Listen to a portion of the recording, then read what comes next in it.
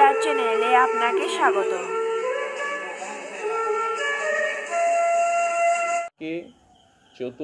চতুর্বিধা মানে চারি প্রকার, ভজন্তে মানে ভজন, অর্থাৎ আমাকে চার প্রকার ভক্ত ভজন করেন। কারা তারা না? আর্ত, অর্থাৎই, জিজ্ঞাসু এবং জ্ঞানী। তো এখানে আমাদের জ্ঞাতব্য বিষয় হলো ভগবানে যার মতি হয়েছে তিনি জগতে ভাগ্যবান ব্যক্তি। শ্রী ভগবানে যার মতি অর্থাৎ যার মন প্রাণ ভগবানের প্রতি আসক্তি বলি বা মতি বলি, কিছুটা ভগবানের চরণে স্পর্শ পাওয়ার জন্য যার কিছুটা গতি প্রকৃতি ভগবানের চরণমুখী হয়েছেন, এরা ভাগ্যবান, এরা মনুষ্য নামের উপযুক্ত এবং এরা শ্রেষ্ঠ। পূর্বজন্মের কোনো পুণ্যফল হোক বা কোনো বিপদকালে অন্যের সহায়তা না পাওয়ার জন্য হোক, অথবা কোনো বিষম বিহ্বলতার জন্য হোক, বা সৎসঙ্গ সাধ্যায় বা বিচার ইত্যাদির দ্বারা হোক, যে কোনো কারণে ভগবানের প্রতি মতি হলে তাকে সুকৃতিকারী বলে জানবে। কখনো কখনো বিপদের দ্বারা, অপমানের দ্বারা, সংকটের দ্বারা, যে কোনো কারণেই হোক, মানুষের যদি ভগবানের প্রতি তার রতি স্থাপিত হয়, তাহলে তিনি প্রকৃত সুকৃতবান। তো আমরা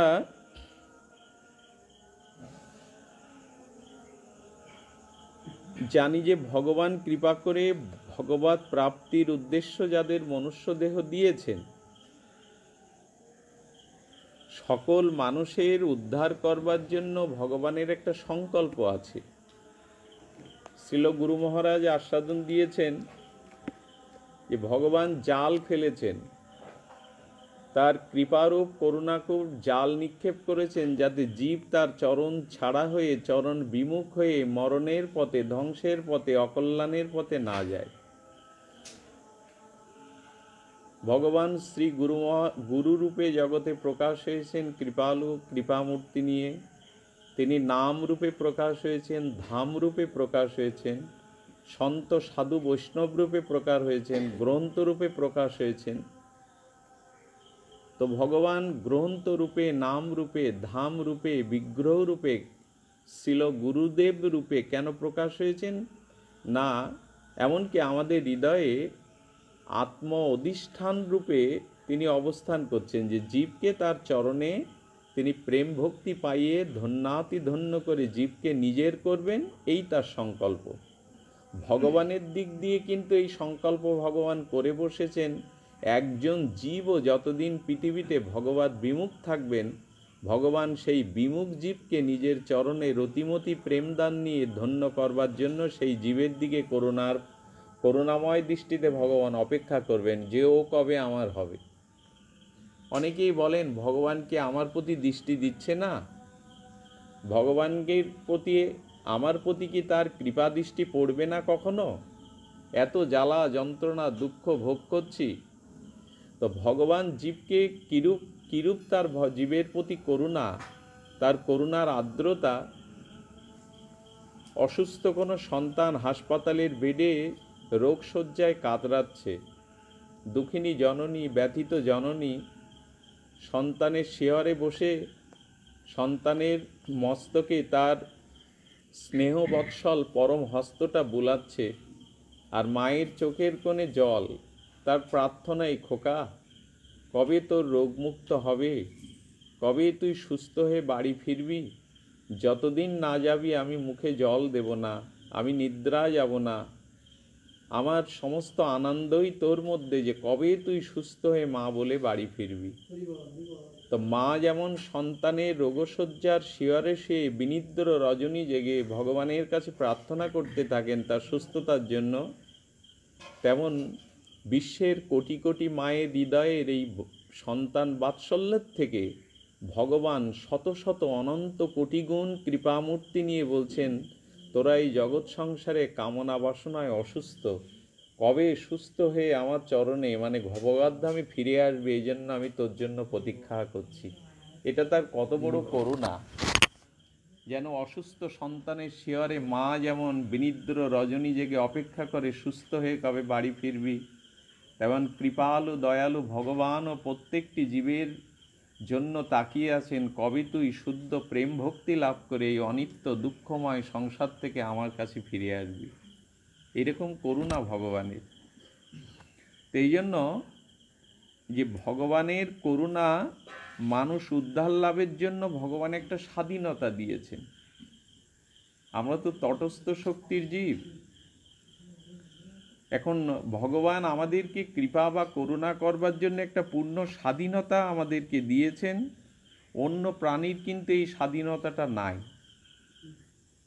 কারণ এই জগতে দেখেছি মানুষ ব্যতীত অন্য প্রাণী তাদের স্বভাব তারা সংস্কার করতে পারে না, এবং তারা নূতন কোনো কর্ম সৃজন করে তাদের প্রাক্তন কর্মফল শেষ করতে পারে না। এই জন্য ওদেরটা বলা হয়েছে ভোগজনী। কিন্তু মানুষকে একটা স্বাধীনতা দিয়েছেন ভগবান, যে তুমি সদ্গুরুর চরণ আশ্রয়পূর্বক বিবেক ও বৈরাগ্য দ্বারা ভজন সাধন দ্বারা উদ্ধার হতেও পারো, আবার পতন হতেও পারো। একটা মধ্য সীমারেখায় যিনি দাঁড়িয়ে, তার একদিকে যেমন তট কূল, একদিকে হলো স্রোত, জলের স্রোত, নদীর স্রোত। তো তাকে স্বাধীনতা দেওয়া আছে, তুমি জলের স্রোতে ভেসে যাবে না তুমি কূলে উঠবে, তীরে উঠবে। এই স্বাধীনতাটুকু ভগবান দিয়েছেন। তুমি নিজেকে উদ্ধার করতে পারো, আবার নিজের পতনও ঘটাতে পারো। তো ভগবৎ প্রাপ্তির জন্য আমাদের মনুষ্য দেহকে বলা হয় সাধনজনী, পশু পক্ষীদের বলা হয় ভোগজনী, আর মানুষকে বলা হয়েছে সাধনজনী। সাধনার দ্বারা সে ভগবৎ প্রাপ্তি করতে পূর্ণ সমর্থ। তো এই জন্য তাই বলছেন, এই স্বাধীনতার সদ্ব্যবহার করে মানুষ যদি শাস্ত্রবিরুদ্ধ কর্ম ত্যাগ করে, একমাত্র ভগবৎ প্রাপ্তির জন্য সে চেষ্টা করে, তো সেই স্বাধীনতার অপব্যবহার করলে তাকে 84 জনিতে ভ্রমণ করে নরকে পতিত হতে হবে। আর যদি সে স্বাধীনতার সদ্ব্যবহার করে ভজন সাধনে মনোনিবেশ করে সাধু সঙ্গে, তার বিবেক চেতনা দিয়ে, তখন সে ভগবদ্ধামে ফিরে যেতে পারে। এই স্বাধীনতাটুকু একমাত্র আমাদের এই সাধনজনী দুর্লভ মনুষ্য জন্ম দেওয়া হয়েছে, অন্য কোনো প্রাণীর দেওয়া হয়নি। তো সেই স্বাধীনতার আমরা অপব্যবহার করছি। এই জন্য বলা হচ্ছে যে সুকৃতি জনা, মানুষই তিনি সুকৃতি জন, যিনি ভগবানের দিকে যার রতিমতি ফিরেছে, যার চিত্ত, যার চিন্তা, যার চেতনা, যার গতি প্রকৃতি স্বভাব ভগবানের চরণের দিকে গেছে। এখন বলা হয়েছে 4 প্রকারের ভক্তের কথা। তো আর্তভক্ত, অর্থাৎই ভক্ত, জিজ্ঞাসু, জ্ঞানী। আমরা তার মধ্যে একটু আজকে জানতে চেষ্টা করব যে ভগবানের সাথে আমরা সম্পর্কটা স্থাপন করব, কোন সম্পর্ক। তো সেই সম্পর্কে বলছেন যে জ্ঞানী ভক্তই শ্রেষ্ঠ। এই জন্য এখানে ভাগবত ভক্তি জ্ঞানীর কথা বলা হয়েছে, ব্রহ্মজ্ঞানীর কথা বলা হয়নি, নির্বিশেষ জ্ঞানের কথা বলা হয়নি। যাদের সদ্গুরু কৃপায় ভজন মহিমায় যাদের এই ভক্তি জ্ঞান জেগেছে, সেই ভক্তি জ্ঞানটা কি? ভক্তি জ্ঞানটা 4টি বালক খেলা করছিল। 4টি বালক খেলা করছে, তার পিতা তাদের জন্য 4টি ফল এনেছেন, মৌসুমি ফল। মানে একটা ছেলে কাঁদছে, বাবাকে জড়িয়ে ধরে ফল দাও, ফল দাও।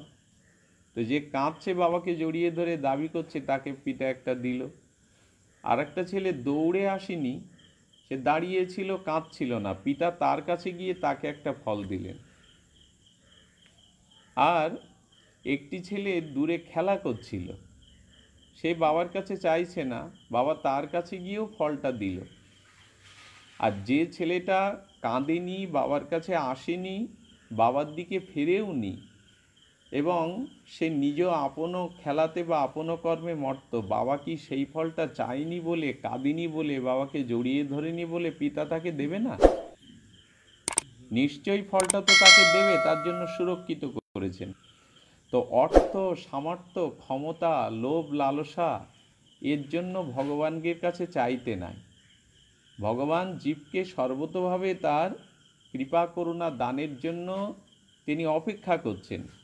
তবে ভুল করে যেন আমরা আমাদের নিজেদের সুখ সুবিধা চাওয়া পাওয়ার মাঝখানে ভগবানকে ব্যবহার না করি।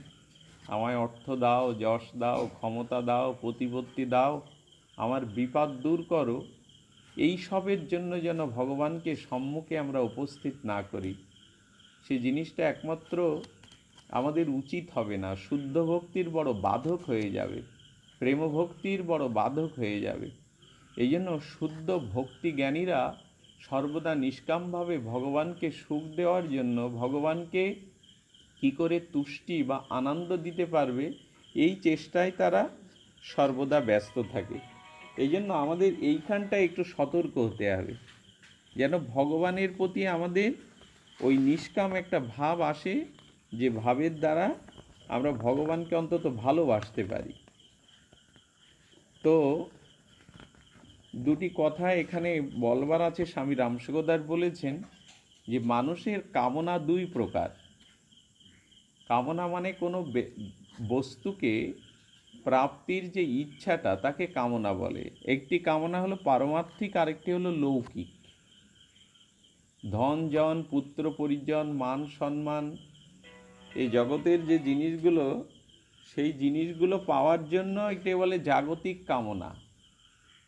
আর পারমার্থিক বা পারলৌকিক কামনা কি, সেটা এখানে বলা হচ্ছে। পারমার্থিক কামনাও দুই প্রকারের। একটা হলো মুক্তির জন্য, পারমার্থিক কামনাটাকেও দুইভাবে ভাগ করা হয়েছে। একটা মুক্তির জন্য, কোনো কোনো জীব আছে যে তারা সাধনক্রমে তারা ব্রহ্মজ্ঞান লাভ করে ভগবানের কাছে প্রার্থনা করে, এই বারবার জন্ম মৃত্যু চক্রের আবর্তনে আমাকে না নিয়ে আমাকে মুক্তি দিয়ে দাও। তারা সাযুজ্য মুক্তি পেয়ে যায়। একটা পারমার্থিক কামনা। আরেকটি হলো যে ভক্তির, ভগবৎ প্রেমের কামনা। প্রভু যে কুলেই জন্ম হোক, সে পশু কুলে, নিচু কুলে, আত্মজ কুলে, যে দেহেই প্রাপ্ত হোক, যে কুলেই জন্ম হোক, আমার যে অবস্থার মধ্যেই থাকি আমি, বিপদ আপদ সংখ্যার মধ্যে, রোগ শোক মান অপমানের মধ্যে যেখানে থাকি না কেন, যেন তোমার চরণে আমার নির্চলা অচলা ভক্তি থাকে। এটা হলো ভক্তির কামনা। আর আমি এই জন্ম মৃত্যু জরা অভিশাপ থেকে মুক্তি পেয়ে ভগবানের সাথে লীন হয়ে যাবে, এটা হলো মুক্তির কামনা। তো ভক্তির কামনাটাকে, পারমার্থিক কামনাটাকে এখানে শ্রেষ্ঠ বলা হয়েছে। তো এখানে বলা হচ্ছে যে যেটি মুক্তির কামনা, তাতে তত্ত্ব জানার আগ্রহ থাকে, যাকে বলে জিজ্ঞাসা। যারা মুক্তি চায় তাদের তত্ত্ব জিজ্ঞাসাটা থাকে, আর যাদের ভিতরে বিচারটা তাদের গভীরভাবে থাকে, এইটা অনর্থ, এইটা অর্থ, এইটা বিবেক দিয়ে গ্রহণ করা উচিত, এইটা বিবেক দিয়ে পরিহার করা উচিত, তাদের খুব বিচার থাকে তত্ত্বের ওপর, যারা মুক্তি চায়। আর যারা ভক্ত চায়, তারা এই জগতে সব কিছুকে ভগবানের সেবায় অর্পণ করবার জন্য ব্যস্ত হয়ে যায়। ভালো একটা ফুল দেখলে মনে হয় এটা গোবিন্দচরণে দিতে পারতাম। মৌসুমি কোনো ফল বাজারে উঠলে মনে হয় এটি একটু আমার গোবিন্দ গৌর সেবায় যদি দিতে পারতাম।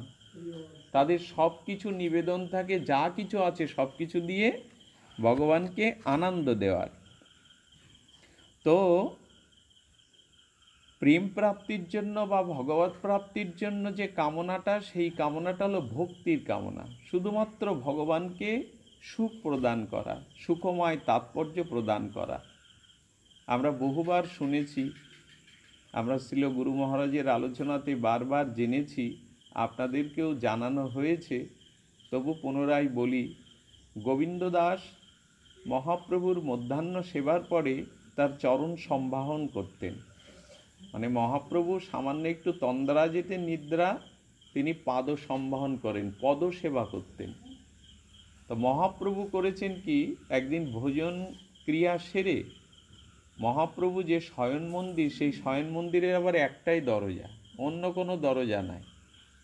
সেই দরজার সামনে প্রভু 4 হাত পরিমাণ দীর্ঘ দিব্য প্রেমময় তনু নিয়ে ওইখানে বিশ্রামে গেছে। গোবিন্দ দাস তড়িঘড়ি প্রভুর পাদসম্বহন করবে বলে এসে বলছে, প্রভু একটু সরে যাও, আমি ভেতরে না যেতে পারলে তোমার চরণ সেবা করব কি করে। তো মহাপ্রভু একটু আড়ামোড়া খেয়ে বলছেন যে, দেখো তুমি আমি এত প্রসাদ পেয়েছি, আজ আমার নড়বার অবস্থায়। আসলে কপট করে বলছেন প্রভু, জগৎকে একটা শিক্ষা দিচ্ছেন। ভক্ত ভগবানের অপূর্ব লীলা। বলছেন, আজ এত বেশি প্রসাদ পেয়েছি, আমার আর সরবার মতো অবস্থা নেই, তুমি যেতে হয় যেমন করেই যাও। তো গোবিন্দ দাস চিন্তা করছেন, ঘরের ভেতরে না গেলে তো প্রভুর চরণ সেবার সুযোগ পাবো না। তো চরণ সেবা করতে গেলে, ভেতরে যেতে গেলে প্রভুকে লাফিয়ে ডিঙিয়ে মর্যাদা লঙ্ঘন করে ঘরের ভেতরে যেতে হবে, সেটা অন্যায় হবে না? শ্রীকৃষ্ণ চৈতন্য মহাপ্রভুকে লঙ্ঘন করে তার দিয়ে লাফিয়ে যাব, এতে আমার মর্যাদাহানি হবে না? নরকবাস হবে না? সঙ্গে সঙ্গে বিবেকের বিচারে বলছেন, তুই তোর নরকের কথা ভাবছিস, প্রভু চরণ সেবার কথা ভাবছিস না? আরে কোটি জন্ম নরকে যেতে হয় যা, তবে প্রভু চরণ সেবা বঞ্চিত হবি? এই চিন্তা কেন আমার মনে এলো? নিজেকে ধিক্কার দিয়ে উনি লাভ দিয়ে ওই পারে গেলেন, গিয়ে প্রভু চরণ সেবা করছেন দীর্ঘ সময় ধরে। প্রভুর সুখানুভূতি প্রদান করছেন, সেবা সুখ তাৎপর্যে তিনি সেবা করছেন। প্রভু একটু আরামার খেয়ে বলছে, গোবিন্দ বেলা তো অনেক হলো, তুমি ভোজন মন্দিরে যাওনি, প্রসাদ পেতে যাওনি? বলে, এই দীর্ঘ পরিমাণ তোমার দিব্য তনু যদি দরজার মাঝখানে শুয়ে থাকে, তো ওপারে যাবো কি করে খেতে? প্রভু বললেন, যেভাবে প্রবেশ করেছিলে ওইভাবেই বাইরে যেতে পারতে। বলে, প্রভু ওই বুদ্ধি যেন জীবনে না হয়।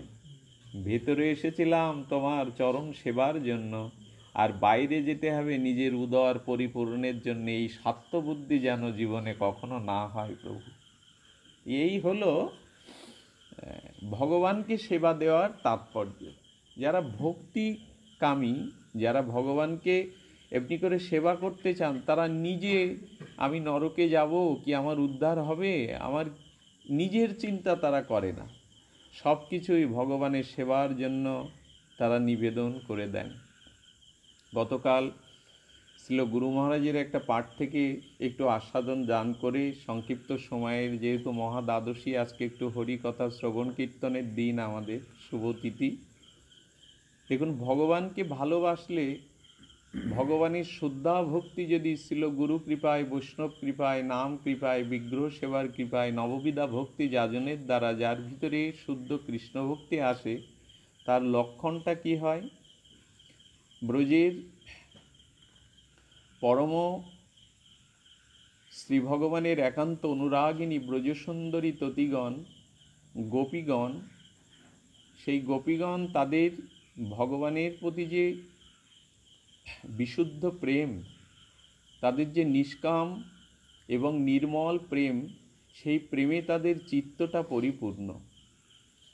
তো কোনো কোনো গোপী রাধারানীকে নিয়ে আলোচনা করছেন যে, দেখ তাদের ভিতরে প্রেমের দ্বারা এমন একটা আত্মি উঠেছে, গোবিন্দর সাথে যে যে বস্তুগুলো সম্বন্ধ, সেই বস্তুগুলো দর্শন করে তারা নিজেদেরকে অত্যন্ত অযোগ্য মনে করে, নিজেদেরকে অত্যন্ত ভাগ্যহীনা মনে করে সেই